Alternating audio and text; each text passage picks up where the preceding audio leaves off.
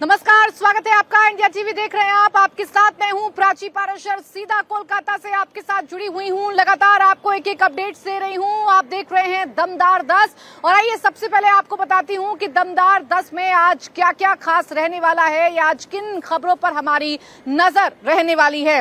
तो देखिए, कोलकाता कांड पर सियासी संग्राम मचा हुआ है। डॉक्टर बेटी से बर्बरता का मामला लगातार तूल पकड़ता जा रहा है और इस मामले पर मौजूदा सीएम ममता बनर्जी बैकफुट पर आती हुई नजर आ रही हैं। अब कैसे फ्रंट फुट पर खेलने की तैयारी ममता बनर्जी कर रही हैं, दीदी के लेटर का मोदी सरकार ने क्या जवाब दिया है और गृह मंत्री से लेकर गवर्नर ने क्या शिकायत की है, साथ ही आपको बीजेपी और संघ की समन्वय बैठक हो रही है उसके बारे में भी बताऊंगी।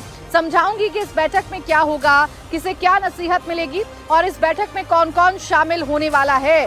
साथ ही ये भी बताऊंगी कि प्रधानमंत्री मोदी आज किन किन शहरों को वंदे भारत का तोहफा देने वाले हैं, चंपई की जासूसी के पीछे कौन है और क्यों है, ये भी आपको बताएंगे। वहीं बिहार में अब भूमिहार को लेकर क्यों संग्राम छिड़ गया है, नीतीश के करीबी मिनिस्टर ने भूमिहार को लेकर क्यों विवाद छेड़ दिया है, साथ ही असम में हिमंता ने जुमा ब्रेक क्यों खत्म कर दिया है और इस पर अब अपोजिशन पार्टी बीजेपी को क्यों घेर रही है, शरद पवार ने सिक्योरिटी को ना क्यों कर दिया है और आदमखोर भेड़िया के बाद अब यूपी में कहां आदमखोर बाघ का आतंक मचा है, गुजरात में कहां कहां आसमान से कहर बरप रहा है, साथ ही यूक्रेन में रूस ने कहां कहां बमबारी की है। ये सब कुछ आपको बताऊंगी। आपको इन खबरों के बारे में एक एक डिटेल दूंगी, लेकिन उससे पहले आइए बात कर लेते हैं पश्चिम बंगाल की। जो पश्चिम बंगाल से अभी खबर सामने आ रही है उसके बारे में आपको जानकारी दे देते हैं। और ये खबर पश्चिम बंगाल के बांकुरा से सामने आ रही है, जहां डायनामाइट ब्लास्ट की जानकारी सामने आई है, जिसमें 2 लोगों की जान चली गई है, ऐसी जानकारी मिल रही है।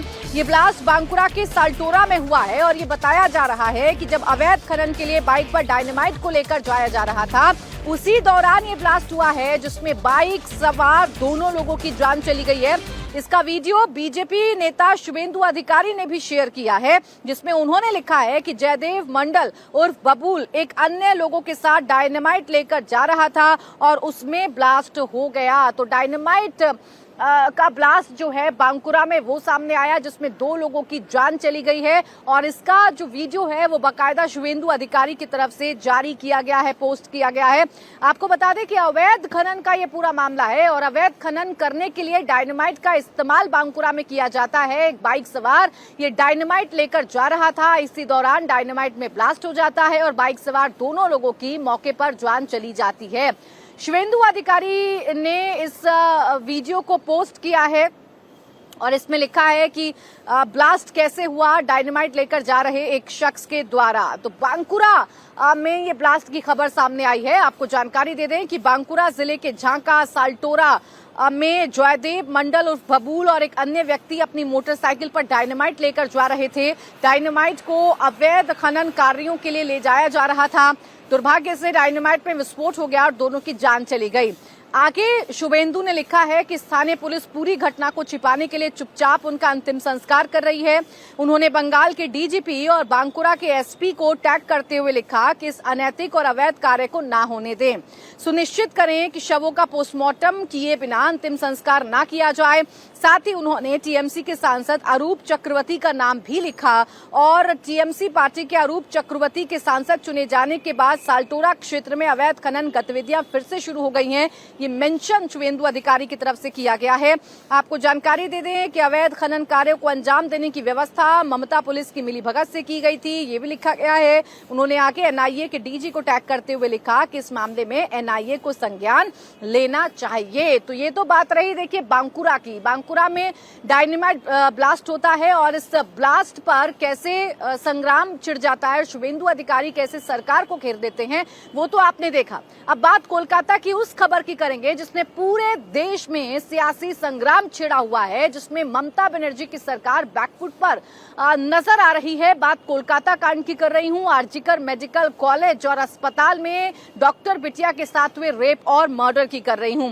देखिए 22 दिन पहले कोलकाता के आरजीकर मेडिकल कॉलेज में ट्रेनी डॉक्टर के साथ बलात्कार हुआ था और उसके बाद उसकी निर्मम हत्या कर दी गई थी।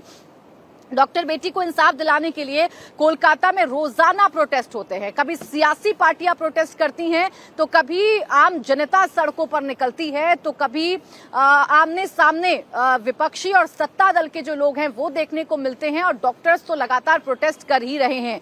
आज भी प्रदर्शनों का दिन है। आपको जानकारी दें, सत्ताधारी पार्टी टीएमसी और अपोजिशन पार्टी बीजेपी आमने सामने हैं। दोनों ही डॉक्टर बेटी के लिए इंसाफ की मांग कर रहे हैं। ममता बनर्जी की पार्टी आज से बीजेपी के खिलाफ सड़कों पर उतरने जा रही है। पार्टी में के जो नेता हैं वो सभी ब्लॉक्स पर आज धरना देंगे। वहीं दूसरी तरफ आज भी बीजेपी नेताओं का ममता सरकार के खिलाफ जो प्रदर्शन है वो लगातार जारी है। बीजेपी धर्मतल्ला पर धरना दे रही है। 7 दिन तक उनका ये धरना जारी रहेगा। बीजेपी के तमाम बड़े नेता धर्मतल्ला पहुंचते हैं। सरकार के खिलाफ हल्ला बोला जाता है। आपको बताएं कि डॉक्टर बेटी के लिए न्याय की मांग कर रहे डॉक्टर आज शाम 4 बजे सीबीआई दफ्तर का घेराव भी करेंगे। मतलब ये कि आज भी कोलकाता में बीजेपी और टीएमसी के बीच टकराव देखने को मिल सकता है। शायद पहली बार आप देख रहे होंगे कि पीड़िता के इंसाफ के लिए सत्ताधारी और अपोजिशन पार्टी दोनों ही सड़कों पर हैं, लेकिन फिर भी पीड़िता को इंसाफ नहीं मिल पा रहा है। और पीड़िता के इंसाफ की लड़ाई लड़ने वाले डॉक्टर भी अब अपना आक्रोश जमकर दिखा रहे हैं। आज वो सीबीआई दफ्तर का घेराव करने जा रहे हैं। मेरे सहयोगी ओंकार इस वक्त मेरे साथ जुड़ गए, उनके पास हम चलेंगे। ओंकार, रोज हम देखते हैं कोलकाता की सड़कों पर संग्राम मचता है। रोज हम देखते हैं कि बीजेपी टीएमसी के खिलाफ हल्ला बोलती है, लेकिन आज तो टीएमसी भी प्रदर्शन करेगी। सत्ताधारी पार्टी जब सड़कों पर उतरेगी तो क्या माहौल रहने वाला है?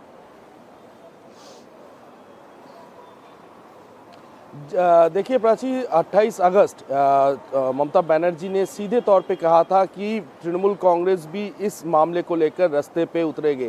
तो 28 तारीख उसी मंथ से ममता बनर्जी ने ऐलान किया था कि तृणमूल की तरफ से आज जो कि है जिले में, हर एक जिले में जिले शासक के दफ्तर के सामने तृणमूल कांग्रेस के जितने भी कार्यकर्ता है वो पहुंचेंगे और पहुंचते हुए सीबीआई के खिलाफ नारेबाजी करेंगे और सीबीआई से ये जानने की कोशिश करेंगे कि इस केस का अपडेट क्या है, इस केस में अब तक कहाँ तक पहुंची है सीबीआई। इसी मांग को लेकर आज तृणमूल कांग्रेस के ओर से हर एक जिले के जिले शासक के दफ्तर में पहुंचेंगे और पहुंचते हुए यहाँ पर तृणमूल कांग्रेस सीबीआई के खिलाफ लगातार उनको पूछताछ करने के लिए और लगातार जल्द से जल्द इस मामले का कोई हल निकले इसके लिए पूछताछ किया जाएगा और इसके लिए वो लोग नारेबाजी भी करेंगे हर एक जिला शासक के दफ्तर में। और जैसे कि देखा गया है, भाजपा की तरफ से 7 दिनों का एक कर्मसूची लिया गया है। धर्मतल्ला में भाजपा लगातार 7 दिनों तक बैठे रहेंगे और आज भी वो लोग, आज तीसरा दिन है जब धर्मतल्ला में बैठी हुई है। लेकिन आज देखना यही दिलचस्प है ओंकार कि जब टीएमसी के नेता सड़कों पर उतरेंगे, ब्लॉक ब्लॉक में प्रदर्शन उनकी तरफ से किया जाएगा, तो क्या मैसेजिंग ममता बनर्जी अपनी सरकार की तरफ से करना चाह रही हैं। एक तरफ आज कोलकाता की सड़कों पर सियासी संग्राम एक बार फिर देखने को मिलेगा, तो दूसरी तरफ ममता बनर्जी जो लगातार रेप के जो दोषी हैं, जो रेपिस्ट हैं, उन्हें फांसी देने की मांग कर रही हैं। बाकायदा एक चिट्ठी उनकी तरफ से प्रधानमंत्री नरेंद्र मोदी को लिखी गई थी। उस चिट्ठी का जवाब केंद्र सरकार की तरफ से दिया गया है। आपको जानकारी दे दें कि ममता की चिट्ठी पर केंद्र सरकार ने जवाब दिया है। महिला और बाल विकास मंत्री अन्नपूर्णा देवी की तरफ से कहा गया है कि रेप जैसे मामलों में दोषी को फांसी की सजा का प्रावधान पहले से ही है। भारतीय न्याय संहिता में रेप के लिए कम से कम 10 साल की जेल का प्रावधान है, जिसे उम्र कैद या मौत की सजा तक बढ़ाया जा सकता है। ऐसे में केंद्र सरकार का मानना है कि इन कानूनों को सही पालन राज्य द्वारा किया जाए ताकि पीड़ित को न्याय मिल सके। लेकिन बंगाल में पॉक्सको के पेंडिंग केस को लेकर ममता सरकार कोई कदम नहीं उठा रही है। यानी कि ममता बनर्जी ने एक नैरेटिव सेट करने की कोशिश की, रेपिस्टों को फांसी दिलाने की मांग वो कर रही हैं और पीएम मोदी को चिट्ठी उनकी तरफ से लिखी गई। केंद्र सरकार ने जवाब दिया और ममता बनर्जी को ये बताया गया कि पहले से ही हमारे कानूनों में ये प्रावधान है, जहां रेप के दोषियों को 10 साल की सजा का प्रावधान है, उसे बढ़ाकर आप उम्र कैद करवा सकते हैं, उसे बढ़ाकर आप फांसी में तब्दील करवा सकते हैं अगर आपका केस स्ट्रांग है तो। इसके साथ ही उल्टा केंद्र सरकार की तरफ से ममता बनर्जी पर कटाक्ष किया गया और ये कहा गया कि पहले से ही जो पॉक्सको के केस पेंडिंग है, ममता सरकार उन्हें क्यों नहीं करती हैं, कोई कदम क्यों नहीं ममता की तरफ से उठाया जाता है। आपको बता दें कि ममता बनर्जी ने पीएम मोदी को दूसरी चिट्ठी लिखी थी, जिसका जवाब केंद्र सरकार की तरफ से दिया गया है। ममता ने अपनी चिट्ठी में रेप जैसे आपराधिक मामले में केंद्रीय कानून बनाने की जरूरत बताई थी। साथ ही इस बात का जिक्र किया था कि बंगाल सरकार ने 10 एक्सक्लूसिव पॉक्सको अदालतों को मंजूरी दी है। साथ ही राज्य भर में 88 फास्ट ट्रैक विशेष अदालतों और 62 पॉक्सको नामित अदालतों का भी जिक्र किया गया था पश्चिम बंगाल सरकार की तरफ से, जो चिट्ठी पीएम को लिखी गई थी। तो ये तो बात रही ममता बनर्जी की चिट्ठी की। आपको ये भी जानकारी दे दें कि ममता बनर्जी के एक एक कदम पर राज्यपाल की नजर है और राज्यपाल एक एक जानकारी दिल्ली तक पहुंचा रहे हैं। इस मामले में दूसरी बार राज्यपाल दिल्ली पहुंचे और उन्होंने गृह मंत्री अमित शाह से मुलाकात की है और पश्चिम बंगाल की जानकारी दी गई है। आपको बताएं कि कल पश्चिम बंगाल के राज्यपाल सीवी आनंद बोस और गृह मंत्री अमित शाह के बीच में मुलाकात हुई। एक हफ्ते के अंदर ये उनकी दूसरी मुलाकात है। राज्यपाल सीवी आनंद बोस ने गृह मंत्री अमित शाह के आवास पर करीब 1 घंटे तक ये मुलाकात की है। सूत्रों के माने तो इस दौरान राज्यपाल ने कोलकाता रेप मर्डर केस के बारे में जानकारी दी है और पूरी स्थिति के बारे में बताया है। बंगाल में रेप को लेकर मृत्युदंड पर विशेष विधेयक और सीएम ममता बनर्जी के बयान पर राज्य की स्थिति रिपोर्ट केंद्रीय गृह मंत्री अमित शाह को सौंपी गई है राज्यपाल की तरफ से। तो कोलकाता में जो कुछ हो रहा है उसकी एक एक रिपोर्ट दिल्ली तक जा रही है। दिल्ली से क्या फरमान आ रहा है या दिल्ली से क्या हलचल कोलकाता में बढ़ाई जा सकती है, इस पर सभी की निगाहें हैं। क्या कुछ बड़ा पश्चिम बंगाल में होगा, ये सवाल पश्चिम बंगाल में पूछा जा रहा है। तो ये तो बात रही कोलकाता की। अब आइए आगे बढ़ लेंगे, बात कर लेंगे उस बैठक की जो बैठक बीजेपी के लिहाज से और आरएसएस के लिहाज से काफी महत्वपूर्ण समझी जा सकती है। जी हां, केरल में आज एक समन्वय बैठक होने जा रही है। केरल के पलक्कड़ में आज से राष्ट्रीय स्वयंसेवक संघ की अखिल भारतीय समन्वय बैठक होने जा रही है। ये बैठक केरल के पलक्कड़ में हो रही है, जिसमें 32 सहयोगी संगठनों के 320 प्रतिनिधि शामिल होंगे। सम्मेलन में आरएसएस की ओर से संघ प्रमुख मोहन भागवत, महासचिव दत्तात्रेय होसबोले, सभी 6 संयुक्त महासचिव और अन्य वरिष्ठ पदाधिकारी भाग ले रहे हैं। जबकि बीजेपी की तरफ से पार्टी प्रमुख जेपी नड्डा, महासचिव बीएल संतोष और संयुक्त महासचिव शिव प्रकाश समेत अन्य लोगों के शामिल होने की उम्मीद है। 3 दिनों तक चलने वाली समन्वय बैठक में 4 राज्यों के चुनाव, बीजेपी का अगला अध्यक्ष, बांग्लादेश में हिंदुओं की स्थिति समेत कई विषयों पर चर्चा होने की उम्मीद है। बता दें कि पिछले 45 दिन में ये तीसरी बार होगा जब राष्ट्रीय स्वयंसेवक संघ के बड़े पदाधिकारी महामंथन में जुट रहे हैं। पहली बैठक पिछले महीने की 16 तारीख को रांची के प्रांत प्रचारकों की हुई थी, जबकि दूसरी बैठक 29 जुलाई को भोपाल में बड़े पदाधिकारियों के साथ विचारकों की हुई थी। ऐसे में इस बैठक में क्या बड़े मुद्दे रहने जा रहे हैं, इस पर सभी की निगाहें टिकी हुई हैं। आरएसएस की बैठक होगी तो क्या मंथन होगा, इस पर सभी की निगाहें हैं। मेरे साथ मेरे सहयोगी योगेंद्र तिवारी इस वक्त जुड़ गए हैं। योगेंद्र का हम रुख कर लेंगे। योगेंद्र, बताइए जरा कि ये जो समन्वय बैठक होने जा रही है, इस समन्वय बैठक में क्या बड़ी बातें हैं जिन पर चर्चा की जाएगी? कोऑर्डिनेशन पर तो चर्चा होगी, कैसे संगठन और आरएसएस के बीच में कोऑर्डिनेशन होगा और क्या महत्वपूर्ण बातें रहेंगी विषय में? प्राची, पड़क्कम में 9 बजे आरएसएस की बैठक शुरू हो गई है। मैं फिर से दोहरा रहा हूं, 9 बजे बैठक शुरू हो गई है, जिसमें 32 सहयोगी संगठनों के अलावा 320 पदाधिकारी, जिनमें अध्यक्ष, महासचिव और संगठन प्रमुख इसमें शामिल हुए हैं। सबसे अहम बात यह है कि बांग्लादेश में हिंदुओं पर हुए हमले, उनके साथ मंदिरों पर हुए हमले एक विशेष अहम मुद्दा रहेगा, जिस पर चर्चा की जाने वाली है। विश्व हिंदू परिषद ने बांग्लादेश के समय किस तरीके का रुख रखा, ये उस दौरान इस बैठक में रखेगा। इसके अलावा भारतीय जनता पार्टी आरएसएस के बीच समन्वय काफी दिनों से तालमेल नहीं खा रहा है। पार्टी के राष्ट्रीय अध्यक्ष जेपी नड्डा की पहली मुलाकात एक विवादित बयान देने के बाद, ध्यान दीजिए, पहली मुलाकात आरएसएस प्रमुख मोहन भागवत से होने जाएगी। बीजेपी प्रमुख जेपी नड्डा और आरएसएस प्रमुख एक मंच पर बैठेंगे जेपी नड्डा के विवादित बयान देने के बाद। इसके अलावा जो हरियाणा झारखंड, जम्मू कश्मीर और महाराष्ट्र, जहां पर भारतीय जनता पार्टी की स्थिति ठीक नहीं है। लोकसभा चुनाव में हरियाणा और महाराष्ट्र में भारतीय जनता पार्टी ने अच्छा प्रदर्शन नहीं किया। ये एक अहम मुद्दा रहेगा। योगेंद्र, ये कहा जा सकता है कि एक तरफ कोऑर्डिनेशन पर चर्चा महत्वपूर्ण है, तो दूसरी तरफ अब कई राज्यों में विधानसभा के चुनाव हैं। हरियाणा और जम्मू कश्मीर का चुनाव सर पर आ चुका है, महाराष्ट्र में भी स्थिति ठीक नहीं है। ऐसे में इस बैठक में कई महत्वपूर्ण फैसले या कई महत्वपूर्ण बिंदुओं पर चर्चा की जा सकती है। शुक्रिया आपका योगेंद्र तमाम जानकारी के लिए। आगे बढ़ेंगे, अब बात बिहार की कर लेंगे, जहां भूमिहारों को लेकर संग्राम छिड़ता हुआ नजर आ रहा है, विवाद छिड़ता हुआ नजर आ रहा है। और ये सब कुछ हुआ है एक बयान के बाद। आपको बताएं, नीतीश कुमार के करीबी मंत्री और जेडीयू नेता अशोक चौधरी के बयान के बाद ये जो संग्राम है, जो विवाद है, वो फिलहाल छिड़ा हुआ है। अशोक चौधरी ने भूमिहार जाति को लेकर जहानाबाद में एक बड़ा बयान दिया था। उन्होंने कहा कि अति पिछड़ा उम्मीदवार को भूमिहारों की तरफ से साथ नहीं मिला। उन्होंने ये भी कहा कि नीतीश कुमार ने भूमिहारों के गांव में सड़क बनाई, लेकिन जब अति पिछड़ा को टिकट दिया गया तो भूमिहार ने हाथ खड़े कर दिए कि हम साथ नहीं देंगे। अशोक चौधरी ने कहा कि जब अति पिछड़ा को टिकट मिलता है तो भूमिहार भाग जाते हैं। इसके साथ ही अशोक चौधरी ने भूमिहार नेताओं को विधानसभा में टिकट नहीं मिलने की भी धमकी दी है।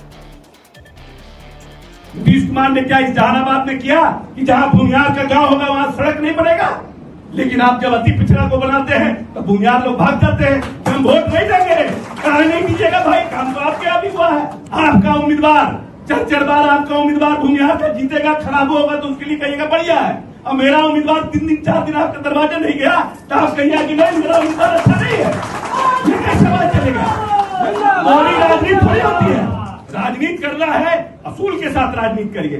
राजनीति करना है, वजूद के साथ राजनीति करिए और मुद्दों पर राजनीति करिए। हमारा नेता ने जब निर्णय कर लिया तो हम उस आदमी के साथ खड़े, खराब हो चाहे अच्छा। निर्णय का विरोध सिंबल के पहले कर सकते हैं, लेकिन सिंबल लेने के बाद हम निर्णय का विरोध नहीं कर सकते हैं।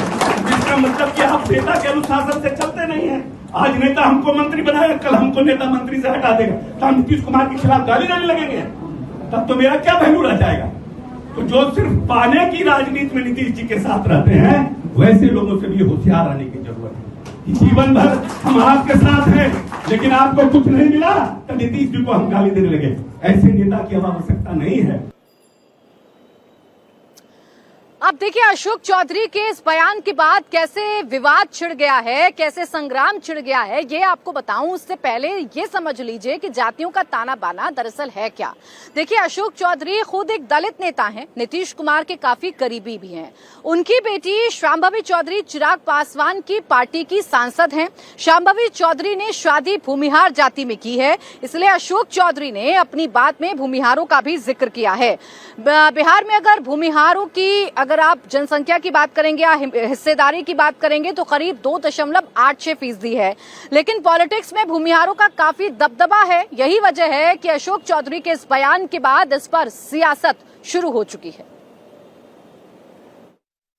ये तो पार्टी को निर्णय लेना है किसको चुनाव लड़ाएगा, लेकिन मेरा तो वो कर्मभूमि है, जन्मभूमि है और लोगों का स्नेह आशीर्वाद मिलते रहा है।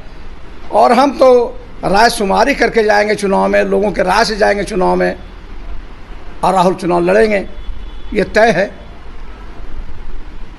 अब जिसको जो लड़ाना है लड़ाए, जिसके लिए फील्डिंग करना है करे।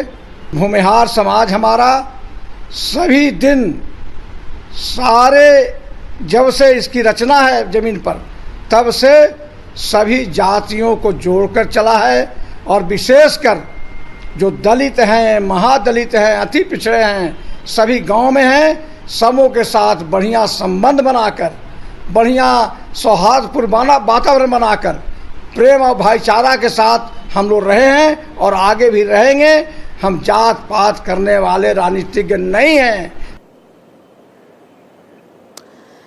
तो बिहार में एक तरफ भूमिहारों पर दिए गए इस बयान पर संग्राम छिड़ा हुआ है, तो दूसरी तरफ असम विधानसभा में जुमा ब्रेक पर लगे ब्रेक को लेकर भी संग्राम छिड़ा हुआ है। जी हां, हिमंता बिस्वा शर्मा का एक फैसला, जिसके बाद सियासी आपाधापी देखने को मिल रही है, एक दूसरे पर वार पलटवार किए जा रहे हैं और एक बार फिर बीजेपी को मुसलमान विरोधी करार देने की कोशिश शुरू हो चुकी है।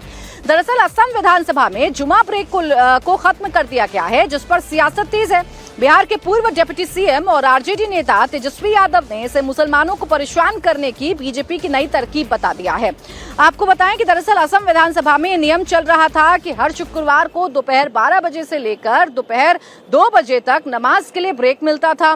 इसकी शुरुआत 1937 में मुस्लिम लीग ने की थी, लेकिन हिमंता बिस्वा शर्मा सरकार ने इसे अंग्रेजों के जमाने का नियम बताते हुए खत्म करने की मांग की, जिसे स्पीकर बिस्वजीत दैमारी की अध्यक्षता वाली विधानसभा की रूल्स कमेटी ने खत्म कर दिया। जिसके बाद हिमंता शर्मा ने कहा कि 2 घंटे का ब्रेक खत्म करके असम विधानसभा ने शानदार फैसला लिया है। हिमंता ने कहा कि आज असम को अंग्रेजी हुकूमत के एक और नियम से आजादी मिल गई है, इससे विधानसभा की प्रोडक्टिविटी बढ़ेगी। तो एक तरफ हिमंता हैं जो ये कह रहे हैं कि इससे विधानसभा की प्रोडक्टिविटी बढ़ेगी, लेकिन इस पर फिलहाल विवाद छिड़ा हुआ है और हिमंता और पूरी की पूरी पार्टी को मुसलमान विरोधी बताने का नैरेटिव सेट किया जा रहा है। आज हमारे विधायक लोगों ने निर्णय किया कि हम विधानसभा में आता हूं काम करने के लिए, हमको प्रोडक्टिविटी चाहिए, तो इसीलिए हमें शुक्रवार का दिन भी हम लोग विधानसभा करेगा, नॉन स्टॉप हम लोग विधानसभा करेगा। 2 घंटा का हमें छुट्टी नहीं चाहिए। जिसको नमाज पढ़ना है जरूर वो अपना नमाज अदा करेगा, उसमें कोई आपत्ति नहीं है। लेकिन जो 2 घंटा वाला छुट्टी थे वो अभी से आगे नहीं होगा। हमारे जो असेंबली है उसका जो रूल कमेटी है उसमें अल्पसंख्यक मेंबर्स भी है। सबने ये डिसाइड किया है, सबने ये निर्णय लिया है। ये मेरा निर्णय नहीं है, ये विधानसभा का निर्णय है। जो असम की जो मुख्यमंत्री है वो सस्ती लोकप्रियता के लिए इस तरह से करते हैं, और ये भाजपा के लोगों ने मुसलमान भाइयों को एक सॉफ्ट टारगेट बना लिया है। कभी वक्फ बोर्ड का आ जाता है बिल, कभी सीए एनआरसी का आ जाता है बिल।